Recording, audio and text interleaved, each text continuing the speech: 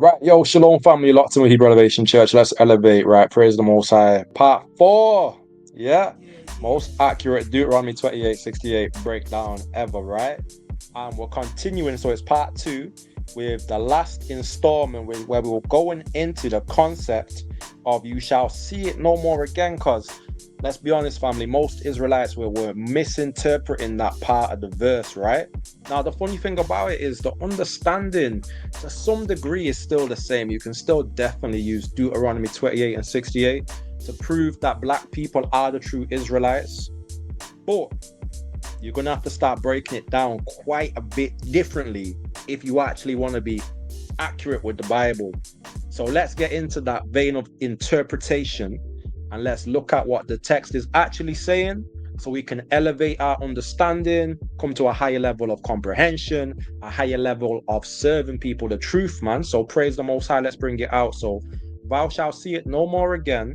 Deuteronomy 28:68, it says, and Yahuwah shall bring thee into Egypt again with ships by the way whereof I spake unto thee. Thou shalt see it no more again, and there ye shall be sold unto your enemies for bondmen and bondwomen, and no man shall buy you, right? So we can see it right there. The Most High saying, look, I'm going to bring you to Egypt again with ships, all right? And he's saying, by the way whereof I spake unto thee. So he's saying that, yo, because I said this to you, I spoke this unto you. And he said that what he said unto us is that we would see it no more again, saying that we're not going to see Egypt again. So we need to understand what he's referring to when he said that. If you don't understand what he was referring to, you can go back to, part 1 of this, thou shalt see it no more again breakdown, and you're going to see where we went to those references in more detail. But I'm going to give a little reference to it now. All right.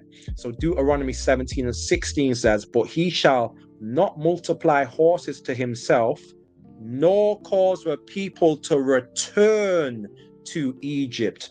So this is what he's talking about when he's saying, thou shalt see it no more again. That's the same as saying, you're not going to return to Egypt, right?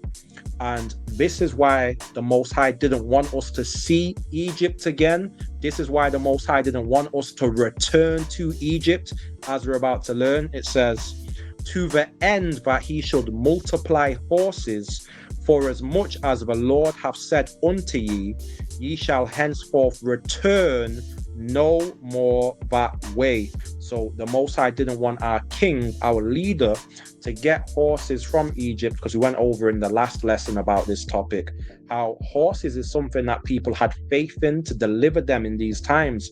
Horse represented military power, represented your safety and security as a nation. So the Most High was saying to the king, yo, don't send the Israelites into Egypt to rely upon the horses of Egypt. Isaiah 31 goes into that, because then the Israelites will trust that the Egyptian power is what is saving us. Their power and their resources of having horses, etc., is saving the Israelites, and it will make them stop trusting in the Most High as being the one that's ultimately given us the power to overcome and prevail, right? So check this out. So now we understand that when we're breaking down Deuteronomy 28 and 68, we understand the Most High saying he's going to send us back into the land of Egypt, right? Okay. And we know that can also just refer to any land where the Israelites have been enslaved in. And he's saying the reason why he didn't want to send us back into Egypt or any land where we've been enslaved is because it's going to make us trust in that land. Because when you go into that land, it's saying we're going into that land for their horses. That's like a Hebrew idiom. It's a Hebrew way of saying you're going into that land to rely upon their strength. You're going into that land because you're seeking deliverance from that land. You're seeking what you think that land can benefit you with, rather than going to the Most High. So the Most High is basically saying, look, don't make the people go into a land where they're going to lose faith in me and start trusting in this land to save them. But God's saying, but part of the curse is, you know what I'm going to do? I'm going to send you back into Egypt. I'm going to send you back in the land that you trust in so much, the land that you trust in more than the Most High. And guess what? When he sends you into this land that you believe in, what's going to happen? You're going to be sold as a slave. He's saying you're going to be a slave in the system that you thought can help you. Yeah. So when our people today, black people, when we trust in England to save us, America, we're trusting in lands and in their perceived power and how they can benefit us. And when we go to try and get these things, what do they give us? Slavery. Yeah. We're in bondage to them. We become, even look at the athletes amongst us, right? Seeking deliverance and wealth from the Gentiles in their lands that we've been scattered to. They can't even speak freely now. For the benefits of these heathen lands, it comes at a price. Now we are their servants, we are their bondmen. So moving forward, seeing Egypt again, Assyria, Hosea 14:3 says, Asher shall not save us.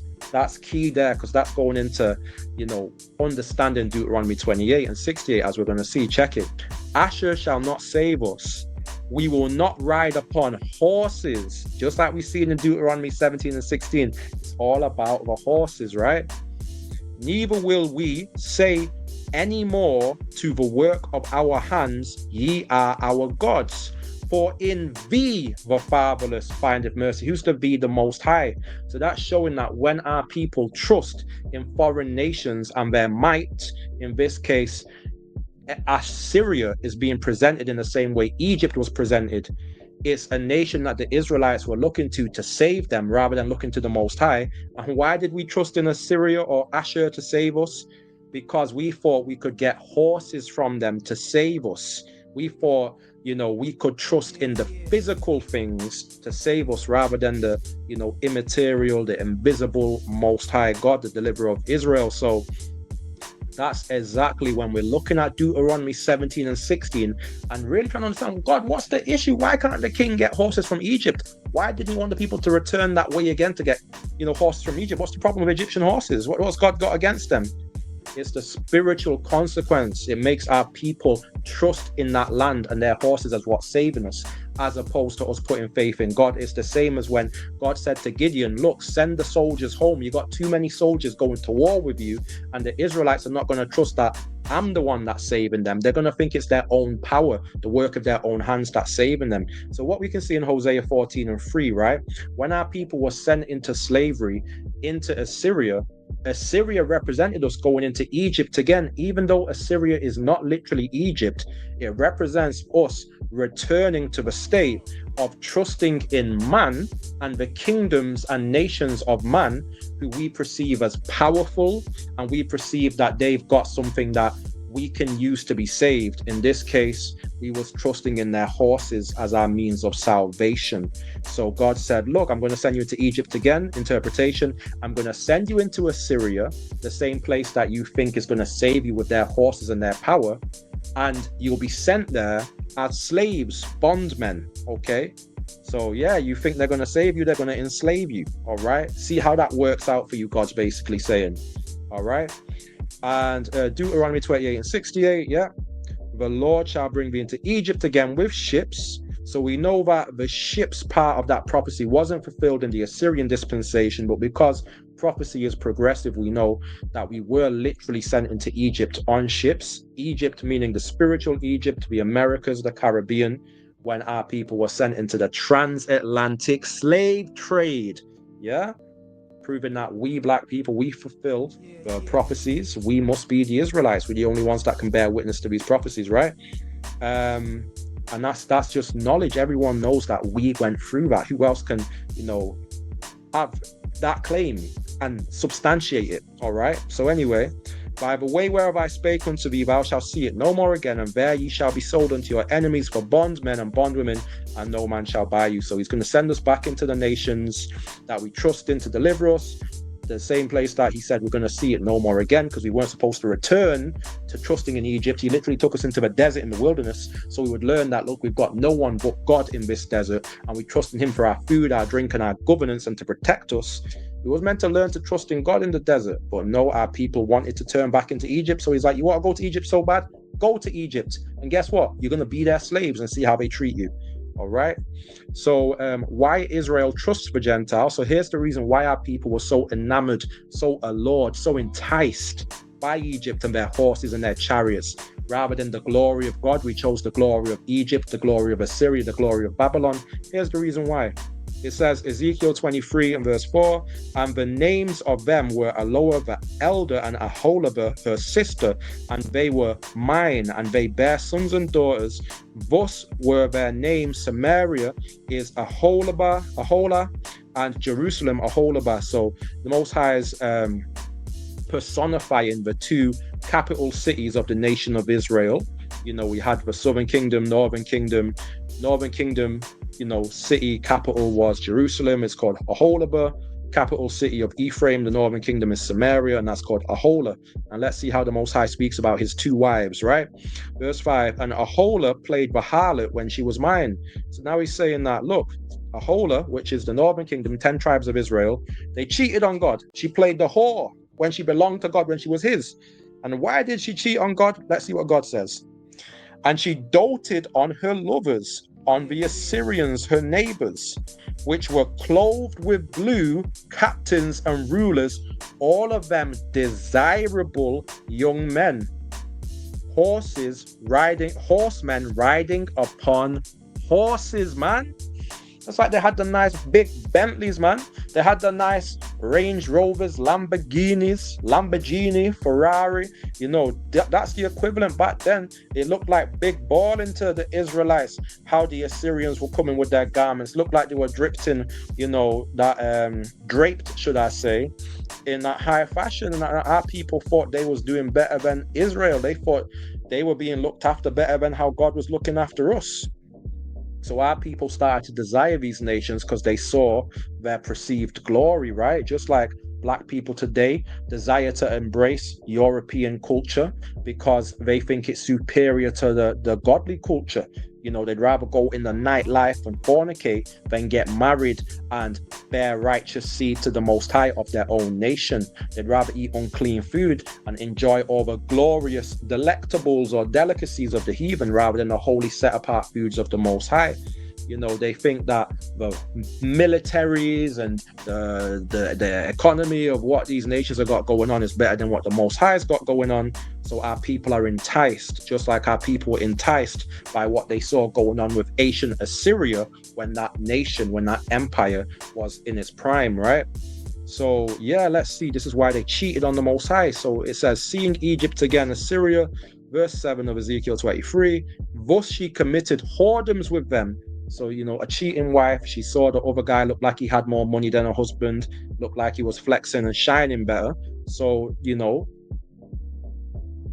our people cheated on the Most High with Assyria because, they was attracted to Assyria and their horses, right? Okay, they returned to Egypt again. They didn't want to stay with God in the desert. They wanted to go back to Egypt where they thought, Egypt had it popping. All right, we can see all the patterns here. So, thus she committed her whoredoms with them, with all them that were the chosen men of Assyria, and with all on whom she doted. With all their idols, she defiled herself. So now it's tying, how it's actually a spiritual thing when our people desire the glory of the other nations. The other nations, their glory stems from their spiritual service of the devil, their spiritual idolatry, or we could even call it worldliness, man. So when our people choose those ways of a heathen, that choose those ways of the world, we cheat on God. Friendship with the world is enmity with God. It's adultery, James 4:4, right? So yeah, we was defiled, a cheating wife, okay, when we chose what the heathens have got going on rather than the Most High. It says, with all their idols, she defiled herself. So we embraced their religions of these other nations, just like today. Our people embrace the Christian church in its many Eurocentric flavors, established councils established by European Gentiles that hijacked our faith. The Christian church is just another form of spiritual fornication, idolatry against the true Hebrew worship of the Most High, right? It says, neither left she her whoredoms brought from Egypt, for in her youth they lay with her, and they bruised the breasts of her virginity, and poured their whoredom upon her. Wherefore I have delivered her into the hands of her lovers, into the hand of the Assyrians upon whom she doted. So the Most High said, look, man, just like when we was in Egypt, it's the same whoredom. When we was in the desert, who did we want to leave the Most High for? We wanted to leave the Most High for the glory of the Egyptians.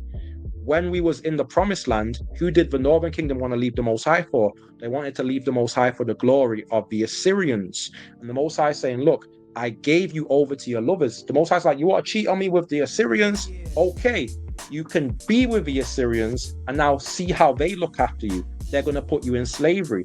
He said to us in Deuteronomy 28:68, he said, I'll send you back into Egypt, which means, it could be interchangeable with back into Assyria, back into Babylon. It just represents sending you back into the heathen nations that he's freed you from. He delivered us from the heathen nations. He delivered us from their idols and their gods, which was symbolized at the time, represented by the nation of Egypt, right?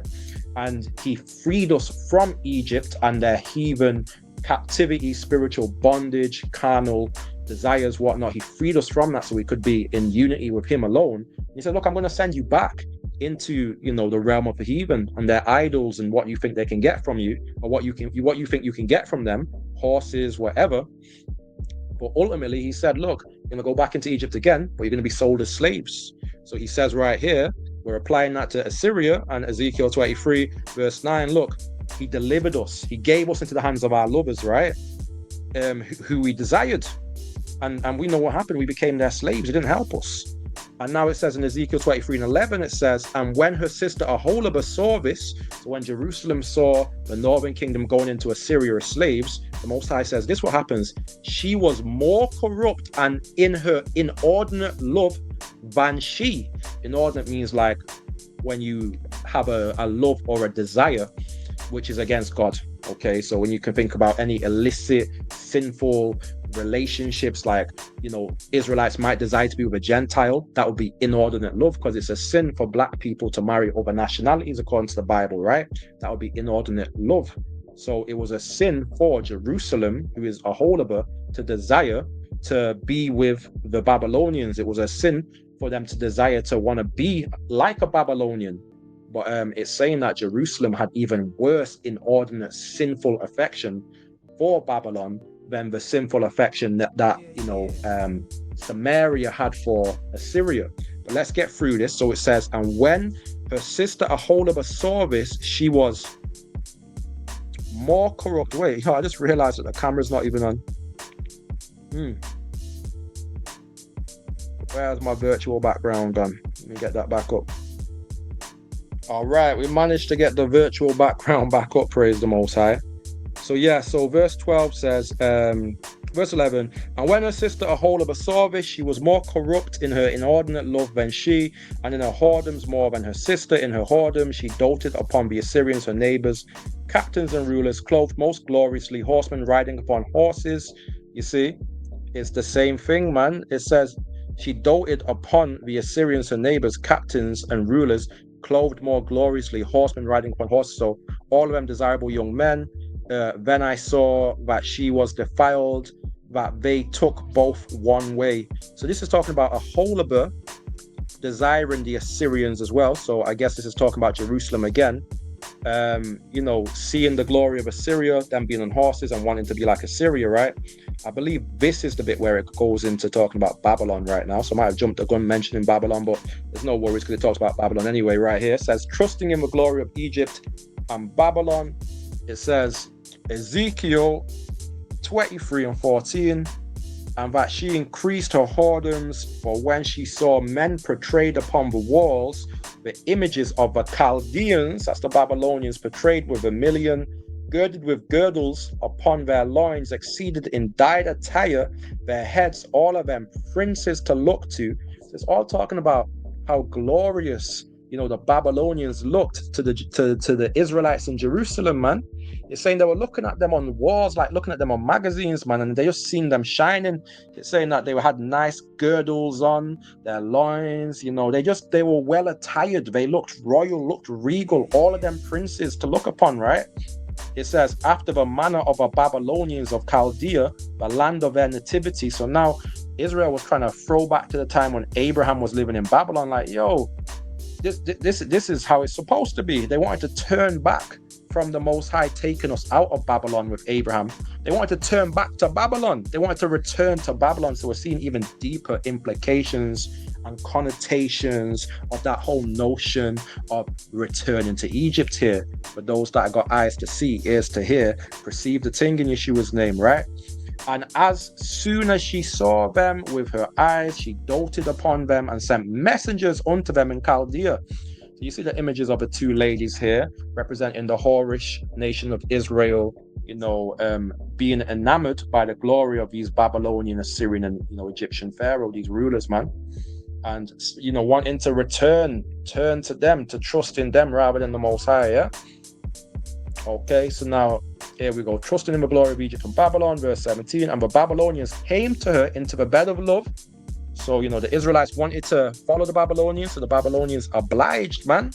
And how did they turn us to the bed of love? They came and they took us as slaves, man.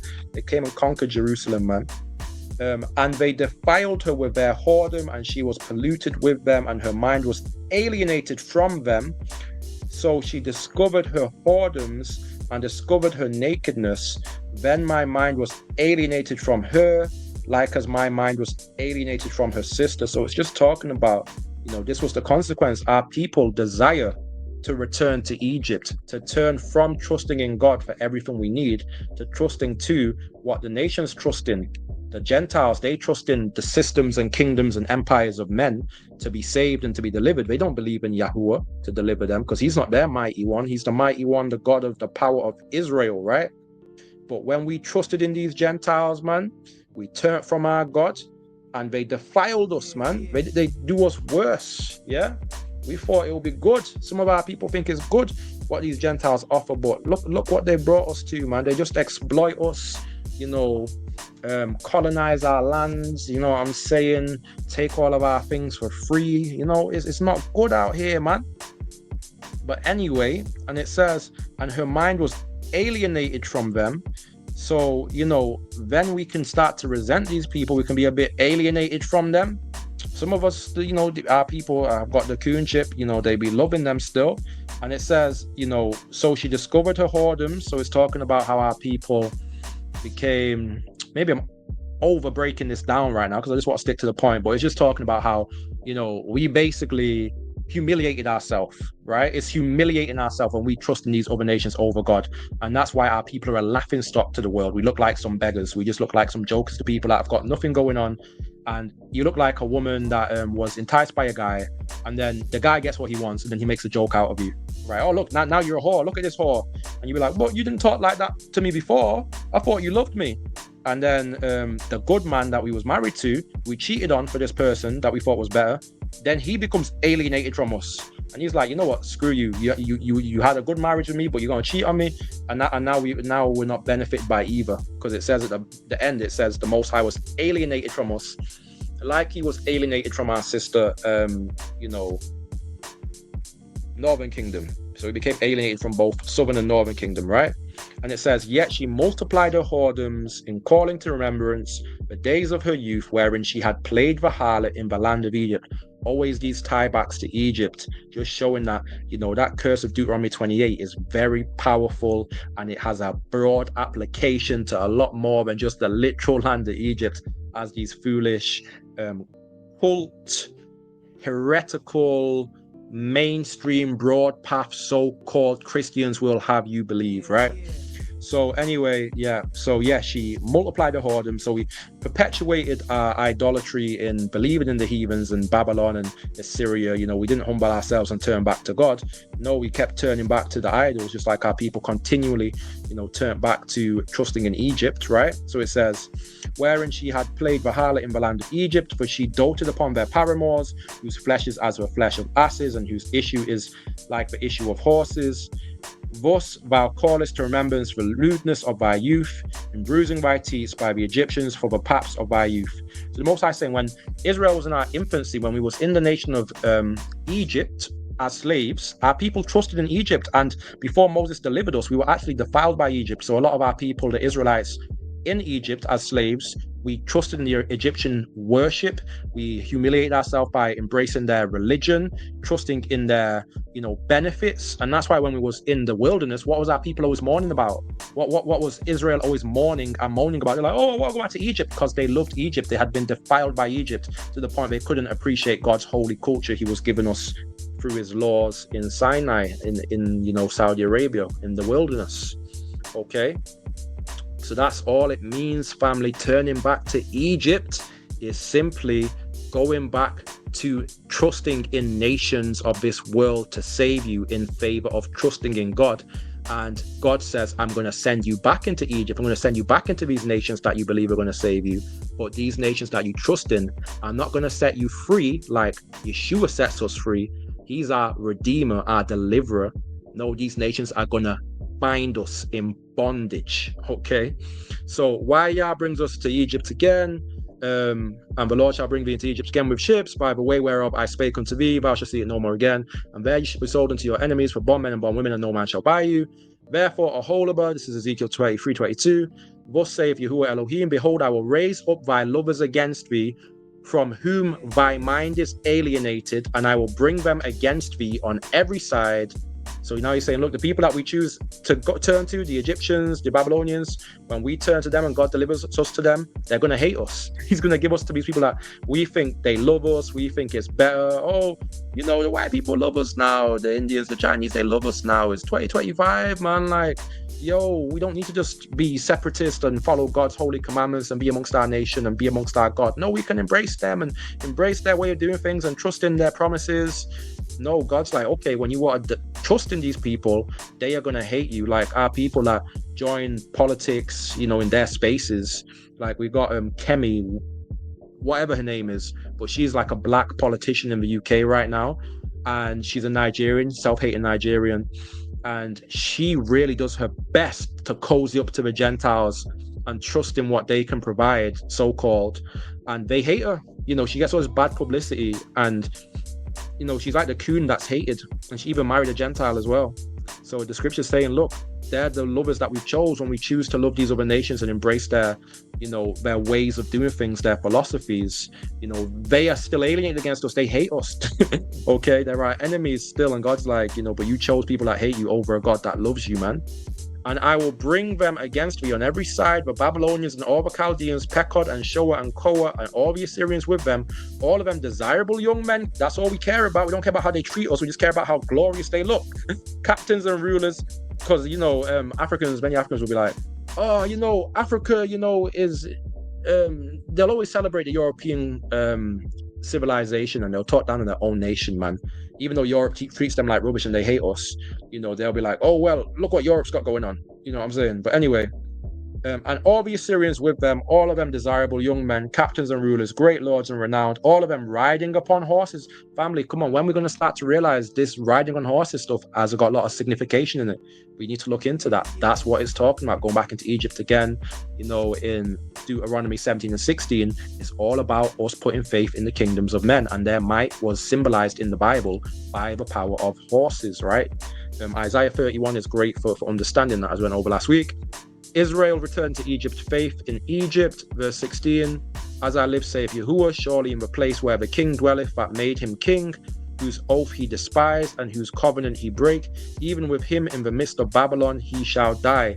Neither shall Pharaoh with his mighty army and great company make for him in the war by casting up mounts and building forts to cut off many persons. So I believe this is talking about the Israelite king, right? I think it was Zedekiah. He was supposed to acquiesce to the rulership of Babylon. The Most High told the Israelites, accept the rulership of Babylon over you if you want to survive, because that was part of our punishment. But our people even rebelled against that, and he said for that he was going to kill King Zedekiah. Okay, and Zedekiah, in his folly, I believe he still thought that he had a chance to rise against Babylon and not submit to God's commandments to become a vassal kingdom, and he trusted in Egypt to now deliver him rather than the Most High. And the Most High was like, if you do that, it's going to be bad for you. And verse 18 says, seeing he despised the oath by breaking the covenant, when lo, he had given his hand and hath done all these things, he shall not escape. The Most High saying, look, you broke the covenant, you were supposed to serve. I believe this is what it's talking about here. that you meant to serve. I know the king was meant to serve under Babylon. You know, the scripture clearly says that was our punishment to put us under the yoke of Babylon.